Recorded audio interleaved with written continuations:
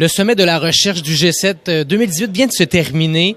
Un grand succès. Julie Payette vient de faire un discours plein d'espoir. Rémi Quirion, le scientifique en chef du Québec, vous étiez co-organisateur avec Chad Gatfield, qui était président, qui est toujours président, bien sûr, de la Société royale du Canada. Tout qu'un succès. Qu'est-ce qu'on en retient du sommet de la recherche qui porte sur l'Arctique?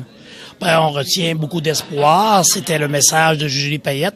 Dire oui, il y a des défis dans le Nord, mais les habitants du Nord, les communautés du Nord ont des connaissances incroyables.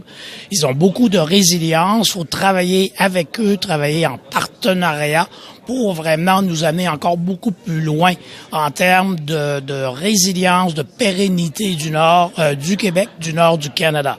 Donc, très important de le faire en co-création avec les peuples du Nord. C'est ce que les fonds de recherche veulent faire. On s'est aperçu également que le Québec a vraiment une place de choix là, dans les recherches qui sont menées dans le Nord. Est-ce que ça vous inspire? C'est certain qu'il y a encore beaucoup de défis en termes de recherche dans le Nord, mais quand même, le Québec, à l'Université Laval, on a l'ArcticNet, qui est un très grand réseau de recherche et d'innovation en recherche dans le Grand Nord. Beaucoup de partenariats à l'international. Il y a aussi l'Institut nordique du Québec, qui est basé à l'Université Laval. Donc, on a des acquis, des atouts, des infrastructures de grande qualité. On a des chercheurs de grande qualité et des jeunes, des étudiants qui veulent travailler dans le Nord avec les communautés du Nord pour vraiment aller beaucoup plus loin et trouver de nouvelles solutions aux problèmes de l'Arctique canadien.